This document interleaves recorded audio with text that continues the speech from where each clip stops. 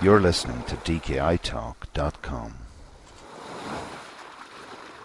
A couple of months ago in Ireland we had the general election, and during that process I was talking to Seamus Bellew in the New Institute canteen, and we got to talking about PR, proportional representation, and I was fascinated by the insights that Seamus gave me about the nuances and detail of things that to a large degree people take for granted in Ireland.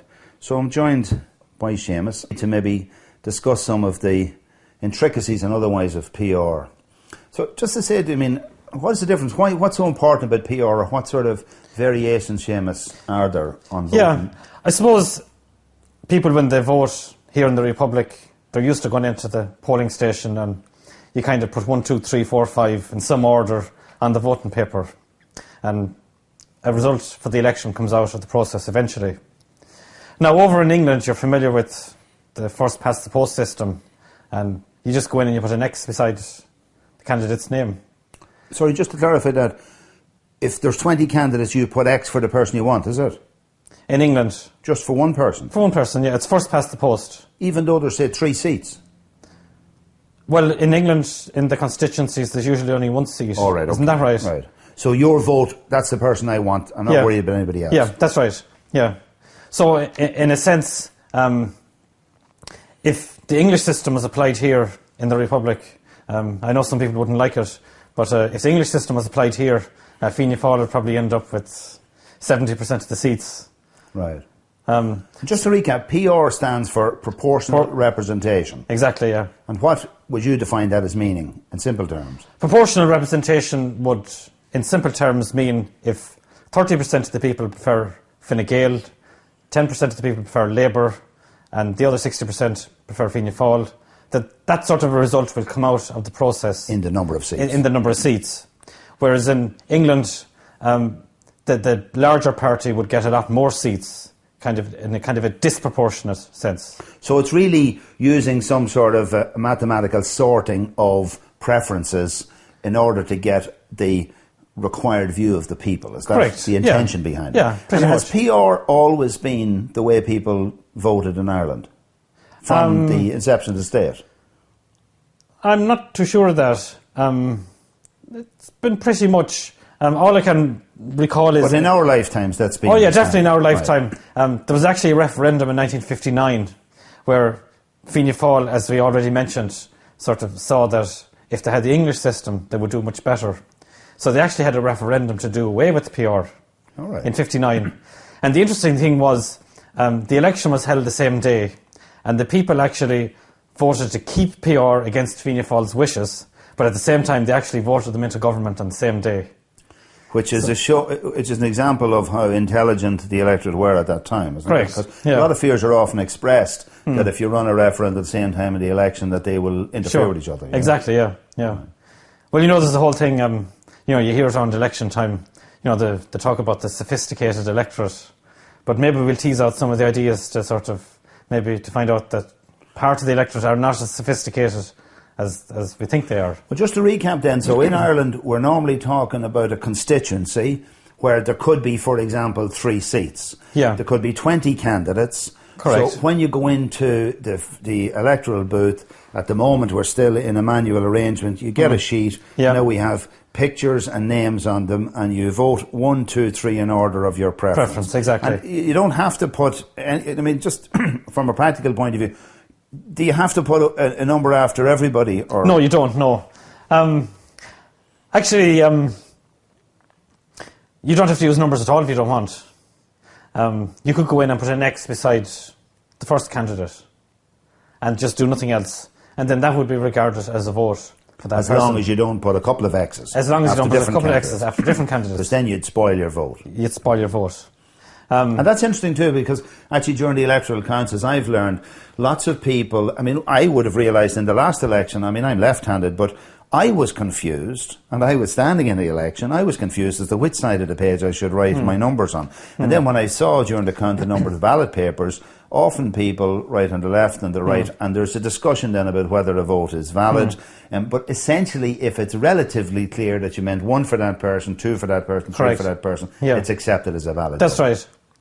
Actually, if you look up the the Electoral Act, I think, of 92, it doesn't actually say that you have to put a 1 beside your preferred candidate. It actually says something like some mark indicating your first preference. Right.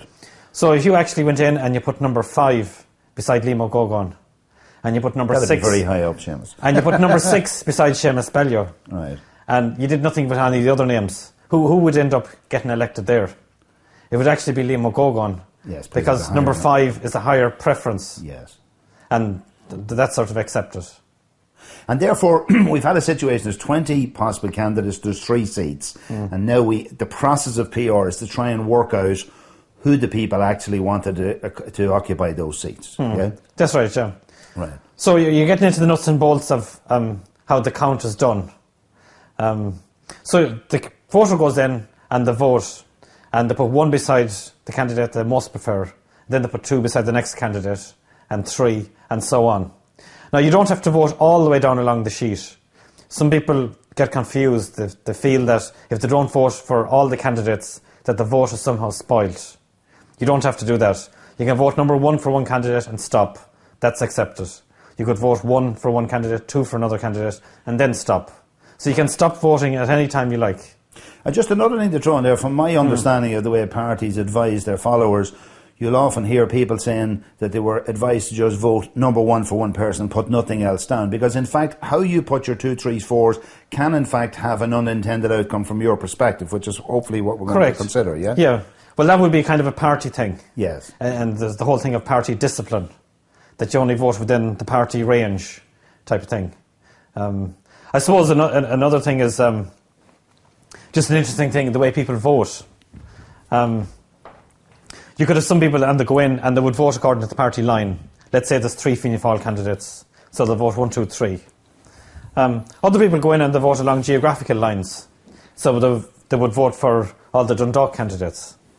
Other people go in and they like the idea of keeping their vote alive for as long as possible. So if Seamus Bellew is a candidate who's perceived as not going to do very well, so you give Seamus Bellew number 1. Now you know Seamus is not going to do well in the election and he'll be eliminated. So then his number 2 comes into play. So then they give the number 2 to some other candidate, let's say Liam O'Gogan, and they think that Liam won't do too well. So Liam is still in the race, so he gets that vote. Then Liam eventually gets eliminated and the vote goes on to the number 3.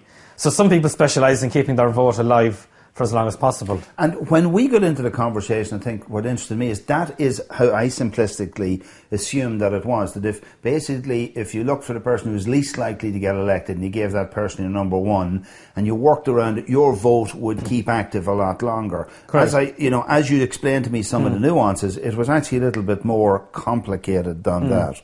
So, that's something we need to discover. Yeah. Well, sometimes people have the perception... sort of, if I'm a candidate, let's say Seamus Bellew is going around canvassing for election and I meet somebody afterwards and say, sure, Seamus, I gave you a vote. But it probably transpired they gave me a number 3 vote. Or I gave it a stroke. That's what I hear.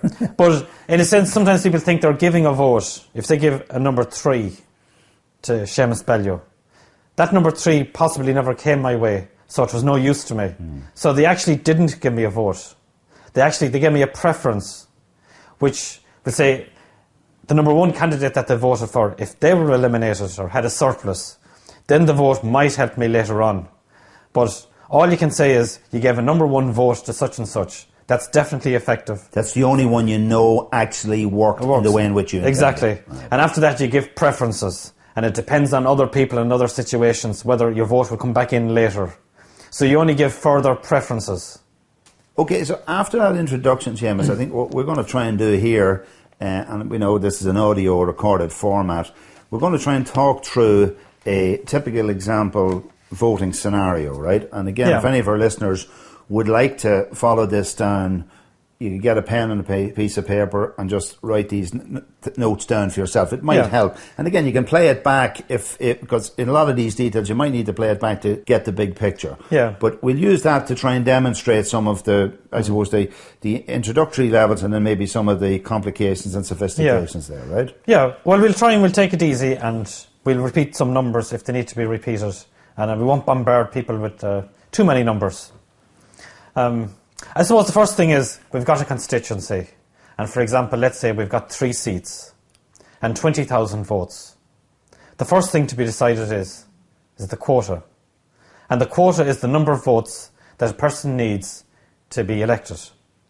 So if there's 20,000 votes and 3 seats, what we do is we just add on an extra seat for the moment for the calculation. So there's 3 seats and 1 is 4. So we divide the 20,000 by 4 and we get 5,000. And then we add 1 to that. So the quota is 5,001. Now why is the quota 5,001? The reason the quota is 5,001 is at most 3 people can only get 5,001. That's 15,003. Do you see, 4 people couldn't get 5,001 votes, because if you multiply 4 by 5,001, you get 20,004. So the quota is the minimum number of votes that a person can get to be elected. And it also guarantees that only the exact number of people can get elected.